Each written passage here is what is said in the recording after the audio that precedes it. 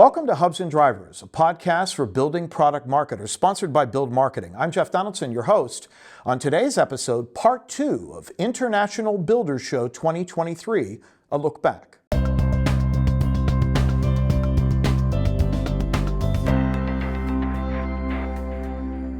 So we're talking trends at IBS 2023, plenty of trends that we saw manifesting themselves, whether they're macro trends or trends that give us a sense of what the marketplace is going to look like. Dave, you saw a number of trends. Tell us about what you saw and what you heard. I think the biggest trend I saw was this idea of prefab really, taking off.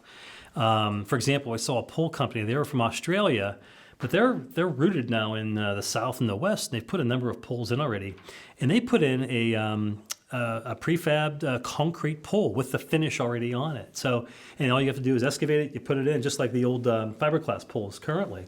So this whole idea of prefab in my mind is, you go back to our earlier conversation talking about, the lack of skilled labor. It's been a problem in the industry for a lot of years. So I think manufacturers are now getting much more resourceful out of necessity, right? So they're maintaining more control. They're avoiding having to rely on multiple skilled labor at the job site. And 3, it's probably a profitability opportunity, right? Because they're providing the whole solution now to a specific project. So there was also a modular home, and I think you both saw it. Tell me what you saw, what was... One of the best things about the show for me was that not only did you have all those indoor environments, but they take over a whole parking block, if you will, and they build houses outside. And so it was so neat to be able to step outside and then actually walk through a house. And what we saw was it was kind of a box home. It kind of builds off the container idea, the shipping container buildings, but this was more specific, a little bit larger than a tiny home. But it came with appliances, it came finished, and it's an interesting play on the prefabrication delivered. And then you open up this truly box and you have, a little housing environment. And, they will tell you it checks off a few boxes from an affordability standpoint. And then also shipping is a little bit easier because of the way the box comes down to about 8.5 feet wide. So Interesting, modular home. And there was also a millennial home. We have a millennial amongst us. Tell me what you guys saw in the millennial home. Yeah, so they've been building an actual millennial home in the outdoor area for a number of years now. This year, the look of it changed, and we know from some of our clients that there are some trends with exteriors to go with darker colors, especially like window frames and so forth.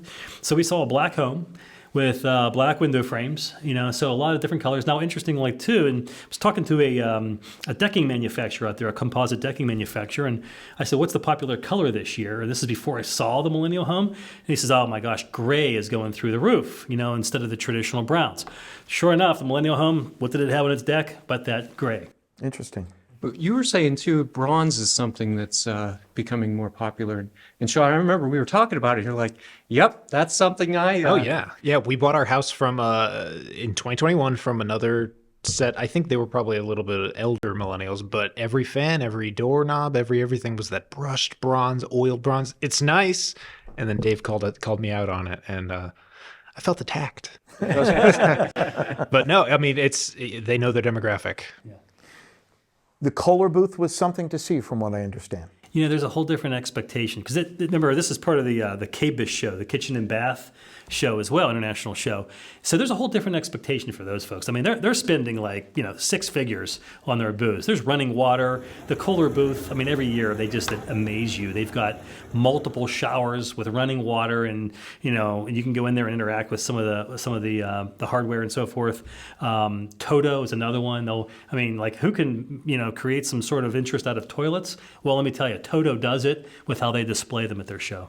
You were talking earlier about how you attract attention on the floor, and you asked the question as well. There are so many ways to do it, but what are the best practices in that regard? And we work to impart that kind of knowledge to clients. You've had a lot of experience in helping brands design booths and design exhibition experiences. Walk through some of the mechanics of that. What do you need to think about when you want to, in some sense, ensure you have curb appeal on the show floor? Because there's a lot of competition there. Yeah, so when you're strategically planning a booth, think about where you would like to have the booth at all times, and then plan those opportunities with each show that way. So in other words, if you know you want to direct traffic in a certain way and out a certain way, that means you should probably have a certain corner booth position, right?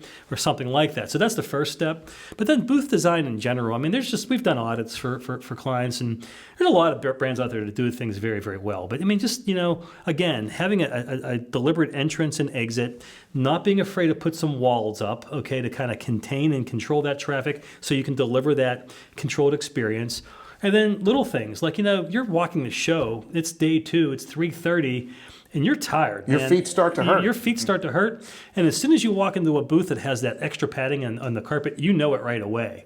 And then to further that, the other bonus is when they also have the free happy hour during that same time period. So, I mean, those kinds of things are nice. They've got to work for you. Again, doing free happy hours and doing, guest appearances and so forth. It's all fine if you have the right kind of objective for the show. But, overall, just, using the full space, above the booth ceiling too, to right? create impact and so forth. Yes. Right.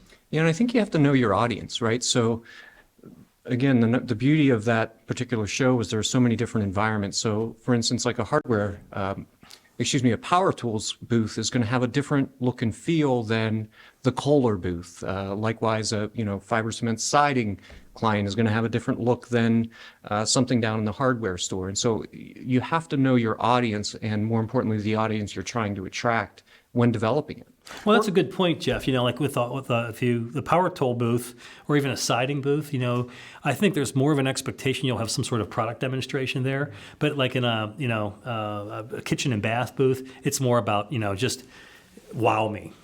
One of our clients was next to a flooring or a modular flooring manufacturer, and there was a tactile experience there. You heard them installing, reinstalling, moving those boards. So in some sense, it's the product in action. You're not just telling me about the product, you're showing me how it works. And that creates energy in its own right. Right, it does. And the type of energy it creates is interesting too. So there was one also near another client, kind of a hearth area where they had fireplaces going, and so the environment that they had going there was very much different than some other again hardware tools, something like that. Somebody on a loudspeaker, right? Yeah, it's just exactly. different, and it was interesting to see that how they created that environment within a massive show. So that was you sitting on the couch drinking the hot toddy, gone for about 2 hours. That's where he was. Now I'm we a know where he sucker was. for a fireplace.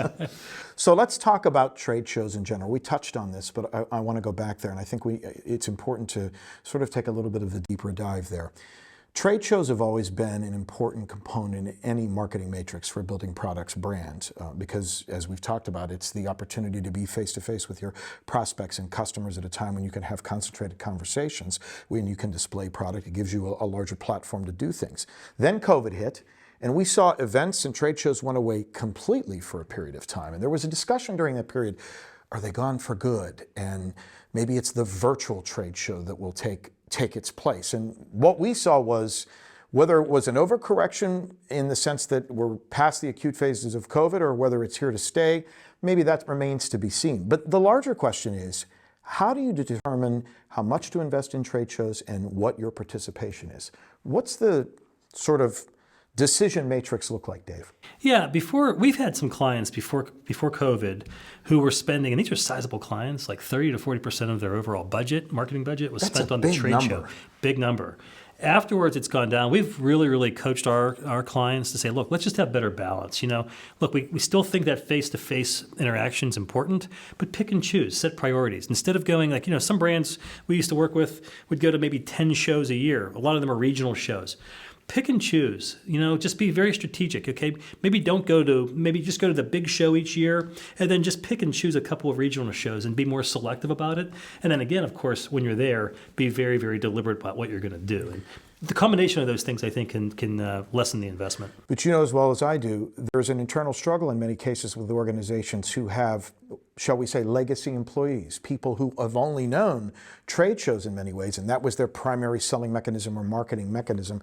How do you as a marketer in the more digital world help those people understand that it has to be a smarter investment, not just a blanket, we're going to all the trade shows? Well, we show them a lot of data points, and we look at generational data too. How a millennial or even now a Gen Zer, views and consumes information is totally different than a Gen Xer, who's totally different than a baby boomer. So I think, we do a lot of thought leadership. We study those generations, and I think just demonstrating the consumption habits of each of those generations really helps to rationalize an investment. And building on that too, I think, again, coming out of the pandemic where we were very digitally focused by necessity, no matter your experience, has now created, a step forward for those folks. It was an eye-opening experience for everyone, but especially maybe for those who weren't as digitally It's more the standard not now. digital natives. Yeah, now it's expected. And so now we're approaching this kind of hybrid where, yes, the in-person it's a great shot in the arm, but then you can lay over on that, the digital aspect, and you just continue the story as people walk out of your booth and wherever they go onto their smartphone that night and then back home and so forth. So It is less of a sell to get our clients to understand that you have to have the hybrid approach with digital in the face-to-face. Well, and also to your point, and we talked about this before, but it bears repeating, it all has to be integrated. You have to be engaging digitally prior to the show to create awareness, to create an understanding and an expectation, to begin telling your story in some way. You have to be engaged digitally while you're there, whether it's capturing the lead with your digital mechanism that's provided by the exhibition hall or the show organizers. You have to be engaged digitally on social media to show people that you're there, and afterward to remind people that you were there and what you did and what you heard, and to re-engage contacts that you've secured while you were there. yeah, and I think just, as you think about social media and professional networks like LinkedIn, that's now the digital business card, right? I mean, that's where people go. You're going to go to a show like that. You're going to look at someone on their LinkedIn account rather than maybe looking through an old business card. And so likewise, there's an opportunity for those in attendance to use tools like LinkedIn during the experience to connect with, yes, people who are there, but also people who may not be there to share that experience and create more opportunity for conversation post-show. We saw very few business cards being handed out, right? Yeah. I got one business card while I was there. I was there for 3 days, so the world has changed in that regard. No question. I was thankful for that because I accidentally forgot mine back here in Pittsburgh, so it was a positive for me. Well, there was a time when you never wanted to leave on a trip without having a ton of business cards in your briefcase, in your suitcase, in your pocket, and it so much has changed. And again, focus group of one. After I meet somebody, to your point, I typically go on LinkedIn and connect with them in some way, because then I understand where they've been professionally, where they went to school, what other clubs or organizations they may have been involved in, what other connections we have. The beauty of being able to connect digitally. Speed dating for professionals. Yeah, exactly. Yeah. Absolutely. And Sean, I'm curious to hear from you too, kind of your experience walking the floor and, just being a little bit younger, what your takeaways were. Well, nothing. I'm just kidding. Nothing grabbed my. There was just a lot. There's a lot competing for your attention. I think a lot of the booth design, especially to what Dave was saying, was the things being above the booth. It almost acted like a beacon. And actually, one of the clients we were there for, I could see them from a good, maybe not the entire show floor away, but a good ways away. So, that kind of thing. And I'm also, admittedly, I got dragged to home shows with my dad when I was a kid, so I'm super. I'm not super unfamiliar with the environment, but it really was a lot, and it's a lot of noise after a while. So you do have to kind of differentiate the brands you're there for or yourself as a brand. Absolutely. Yeah, what I enjoyed about it was, it's a great opportunity to see a lot of macro trends told through very small micro booths. So if you step back and think about the whole thing, you start to see some patterns. And I think that was our experience, kind of walking the floors and stepping outside. And it's those patterns that you rarely have a chance to see all in one place like that.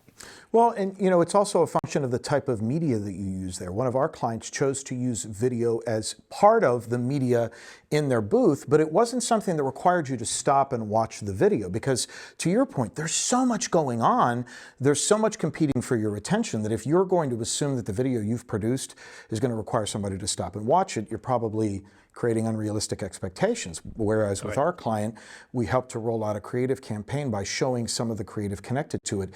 But it was, in some sense, video wallpaper or something that served as a background, as a reminder of what was going on. Animated video, but not something that required you to stop, look, and listen. You didn't need that context to continue to engage with the brand. It was part of the story they were looking to tell, to your point of telling a larger story. It was a passive way of telling a story, and what it did, because of the way we executed on the videos, it gave them a lot more sophistication. And so the perception that you got from it is, wow, these guys really are just a progressive, brand. And aspirational too. I think some of the campaign was very much, yes, there's a celebration of an anniversary, but it's not all about looking back. It's about looking forward and what's next. And that aspirational aspect of it, I think, was really important.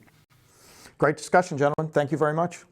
So remember, when it comes to planning out your trade show strategy as a building products brand, it's all about the investment and what you hope to get out of it. It's not just about building a booth and shipping it and sending your sales staff.